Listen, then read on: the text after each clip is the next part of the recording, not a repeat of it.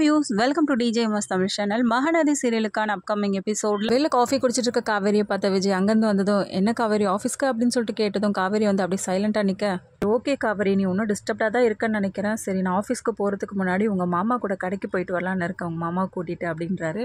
என்ன சொல்கிறீங்க, மாமா உங்களை கூப்பிட்டாங்களா அப்படின்னு சொல்லிட்டு காவேரியும் கேட்க, சச்சா இல்லை நான் தான் அவரை சர்ப்ரைஸாக கூட்டிகிட்டு போகலான்னு இருக்கேன் அப்படின்னு சொல்லிட்டு விஜயும் சொல்கிறாரு. ஏங்க அப்படின்னு சொல்லிட்டு கேட்க, இல்லை அவர் வந்து இப்போ ஷூட்டிங்லாம் போகிறாருல்ல, நல்லா வந்து ட்ரெஸ்ஸிங்ஸ்லாம் நல்லா பண்ணணும்னு வந்து ஐடியா இருக்குது, பட் அவரால் பண்ண முடியல. யாராவது எடுத்து சொன்னால் அதுக்கேற்ற மாதிரி பிக்கப் பண்ணிவார். இல்லைங்க அதெல்லாம் வேண்டாங்க அப்படின்னு சொல்லிட்டு காவேரி சொல்ல, ஏன் காவேரி நான் கூட்டிகிட்டு போகக்கூடாதா அப்படின்னு சொல்லிட்டு சொல்ல, இல்லைங்க அக்கா ஏதாவது சொல்ல போகிறா, அதெல்லாம் ஒன்றும் இல்லை பார்த்துக்கலாம் விடு அப்படின்னு சொல்லிட்டு காவேரியை ரொம்பவே அன்பாக சொல்லிட்டு சரி பார்த்துக்கோ அப்படின்னு சொல்லிட்டு அங்கேருந்து கிளம்ப இந்த பக்கம் வந்து விஜய் போனதுக்கு அப்புறமா ராகினி வந்து நிற்கிறாங்க. என்ன காவேரி காலையிலே ஒரே ரொமான்ஸ் தான் போல இருக்கு, ஓ இந்த மாதிரி இதுவெல்லாம் மிஸ் பண்ண போகிறோம் அப்படின்னு சொல்லிட்டு தான் உனக்குள்ளே நீ மங்காத்த ஆட்டம் ஆடிட்டு இருக்கியா சொல்லாமல் கொள்ளாமல். என்ன பண்ணுறது, யாருக்காக இருந்தாலும் தோண தானே செய்யும். ஆனால் என்னாலலாம் இப்படி சும்மாவே இருக்க முடியல காவேரி, என்னைக்கு எப்போ வந்து ரிலீஸ் பண்ணுவோன்னே எனக்கு தெரியல அப்படின்ற மாதிரி பிளாக்மெயில் பண்ணுறாங்க. இதனால ரொம்பவே அப்செட் ஆயிடுறாங்க காவேரி. குமரனை கூட்டிகிட்டு போனதுக்கு அப்புறமா தான் தெரியுது எதுக்காக கடைக்கு போயிருக்கோம் அப்படின்ற விஷயம் குமரன். அதுக்கப்புறம் குமரன் வேண்டான்னு மறுக்க, அதுக்கப்புறம் விஜய் வந்து சொல்கிறாரு சமாதானப்படுத்தி, பிரதர் வாங்கி கொடுத்தா வாங்கிக்க மாட்டீங்களா ப்ரோ, நான் உங்களை அப்படி தான் பார்க்குறேன், அப்போ நீங்கள் என்ன அப்படி நினைக்கலையா அப்படின்னு சொல்லிட்டு விஜய் கேட்க, சச்சா அப்படிலாம் இல்லை ப்ரோ நீங்கள் வாங்கி கொடுங்க எனக்கு.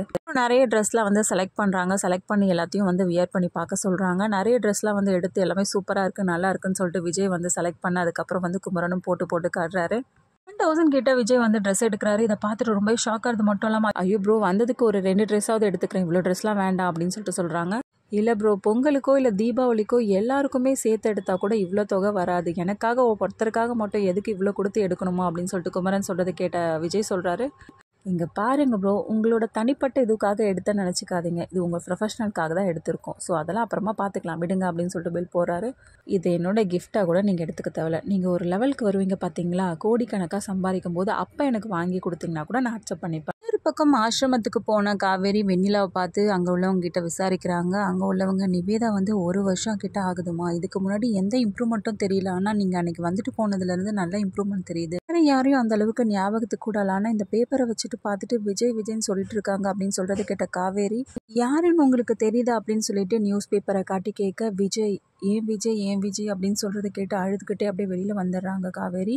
இன்னொரு பக்கம் கடையில் தனியாக இருக்க கங்கா கிட்ட ஒரு நபர் வந்து பிரச்சனை பண்ணுற மாதிரி பேசிகிட்டு இருக்க தருணத்தில் அந்த பக்கமாக வந்த காவேரி அதை பார்த்துட்டு பயங்கர டென்ஷன் ஆனது மட்டும் இல்லாமல் அந்த நபரை வந்து பயங்கரமாக திட்டி வெளியே அனுப்ப, என்னக்கா இதெல்லாம் அப்படின்னு சொல்லிட்டு கேட்க, உங்கள் மாமா ஷூட்டிங் போகிறேன்னு சொல்லிட்டு கிளம்பிடுறாரு, தனியாக இருக்கிறத பார்த்துருக்கான் போல இருக்கு, அதனால தான் இன்றைக்கி வந்து பிரச்சனை பண்ணிட்டு இருக்கான்னு சொல்லிட்டு கங்கா சொல்ல, இப்படி நீ வந்து உட்கார என்ன திரும்ப இந்த பக்கம் வந்திருக்க அப்படின்னு சொல்லிட்டு கங்கா கேட்கறத கேட்டதும் உடனே வந்து காவேரி வந்து கண் கலங்குறாங்க.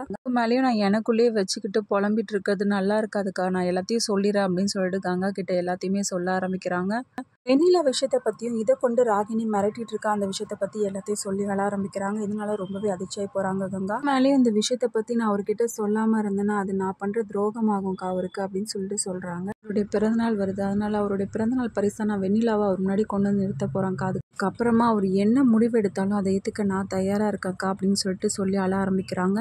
காவேரி இப்படி அழாதடி, நீ அழறத என்னால் தாங்கிக்க முடியல, கண்டிப்பாகவும் உங்கள் வீட்டுக்கார் உன்னை ரிஜெக்ட் பண்ண மாட்டார், உன்னை தான் ஏற்றுப்பார், உங்க கூட தான் சேர்ந்து வாழ போகிறார், நீ வேணா பாரு அப்படின்னு சொல்லிட்டு என்ன பண்ணுறாங்க காவேரி வந்து சமாதானப்படுத்துகிறாங்க கங்கா. அதுக்கப்புறமா விஜயோட முடிவு என்னவா இருக்கும் இது எல்லாமே தெரிஞ்சுக்கலாம். அதுக்கு மறக்காம நம்மளோட சேனல் வந்து சப்ஸ்கிரைப் பண்ணிக்கோங்க, கூடவே இருக்க அந்த பெல் ஐக்கானும் கிளிக் பண்ணிடுங்க, அப்போ தான் நான் போட அடுத்தடுத்த வீடியோஸ் உங்களுக்கு நோட்டிஃபிகேஷனில் வரும். ஓகே வியூஸ், தேங்க்ஸ் ஃபார் வாட்சிங் திஸ் வீடியோ.